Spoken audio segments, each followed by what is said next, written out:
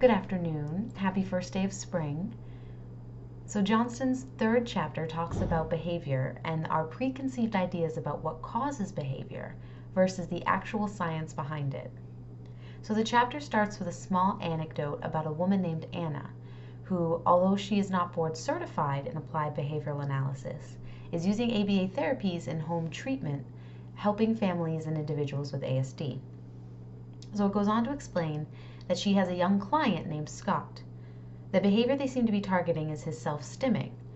But rather than meting out the causes of his behavior, Anna and his parents discussed explaining to the child why his behavior is bad, as if his behavior has no cause but his own mental need or desire to do so. This is defined as mentalism, the tendency to look for the causes of behavior not in the observable and quantifiable environment, but in a mental universe that has no physical dimensions. It poses a few problems for the scientific community and is based on a form of philosophical dualism, the dichotomy of the mind-body, where neither matter nor mind can be wholly a part of the other, but they are irrevocably distinct. It allows for things that are unobservable and incapable of being studied further. And the example that Johnston gives is if someone asks you why you did something, you say, because I wanted to. So how could anyone disprove that statement? How could the behavior be observed again or quantified? You wanted to do something, so you did it. Could you want to do it again? Could you not want to do it again? What would a researcher do with such an explanation in the first place? The action is the behavior, but attributing it to a mentalist perspective does not allow for any scientific data to be collected.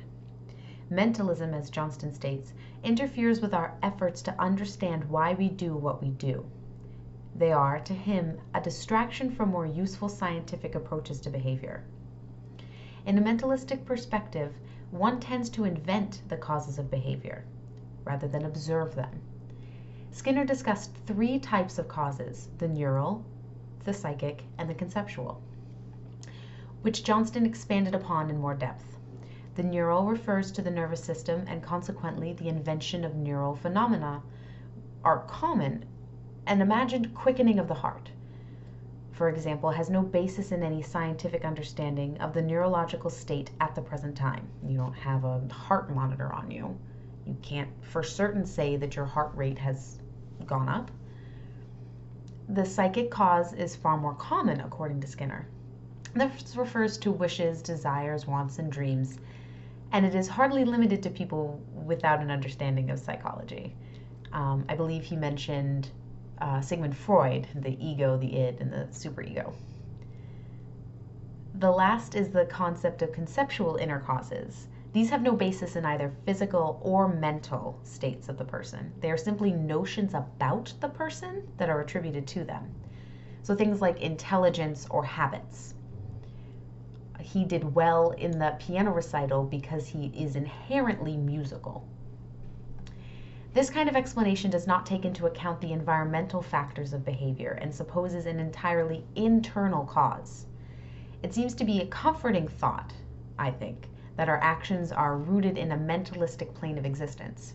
Our thoughts are varying and ever-changing and prone to flightiness, rather than the idea that our actions are influenced by an external force, as well as our personal histories. There's no influence perceived with a mentalistic point of view. We can be true individuals, living moment to moment. Why did you do that? Because I wanted to. It's a far more romantic notion.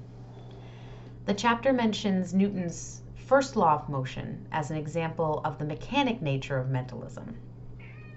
You are holding a cup, it falls to the floor, and it shatters. Why did it fall to the floor? Because of gravity. Putting the cause firmly in the mind. For example, if a child becomes fussy in a grocery store, the parents might explain it away with a mentalistic perspective by stating that the child is tired or grumpy. However, if they have always given the child a cookie from the free sample bin whenever they go to the grocery store, they have in fact created a history for the behavior, which explains why he grows fussy whenever they get near the baking aisle. And something on page 48 caught my attention. So Johnston states, in fact, science has shown that the appropriate causal model for behavior is historical and not mechanical.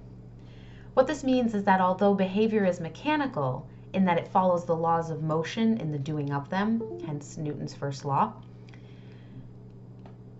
the action, the causes and consequences are completely historical. They have their root completely in the environment. Therefore, Ogden's dead man's test is the most appropriate test for behavior. If a dead man can perform a behavior, it's not truly a behavior. The example they used was falling down the stairs, which can be explained by mechanics, by physics. You can throw a dead man down the stairs and he will fall, but he can't do it on his own. However, if a child picks up a chair and throws it across a room, that is affected by and affects the environment and is therefore historical. With scientific advancement on the rise, we may one day be able to see what is going on inside the brain at the exact moment a behavior occurs. However, that's not as important as the why a behavior occurs. Science cannot yet explain why an organism interacts with its environment in the precise way that it does. The history behind the behavior. Even identical twins who have lived relatively similar lives react to their environment in different ways based on their experiences with it. And Johnston did, however, want to make clear that just because something is within the mental sphere, it does not make it solely mentalistic. Thinking, for instance, is behavior.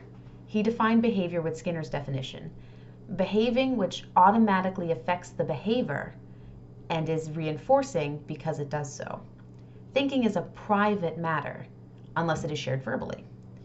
It does not affect the external environment, but an internal one, and is therefore reinforcing. However, any behavior following a command or stimulus from ourselves must be the product of our environment.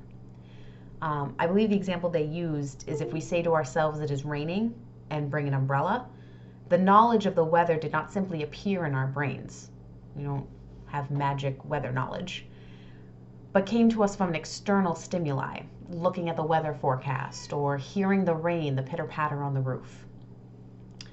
To tackle, as the chapter suggests, the problem of a mentalistic state of observation is to ask the question, what do we mean when we say, when we are observing behavior? When we ascribe a mental quality or cause to a behavior, what is it about the behavior that we are observing? How best can we, as behaviorists, either use the dead man's test or an antecedent approach to describe observable behavior? And finally, my question is, do you think mentalism has a place in our understanding of behavior? Why or why not?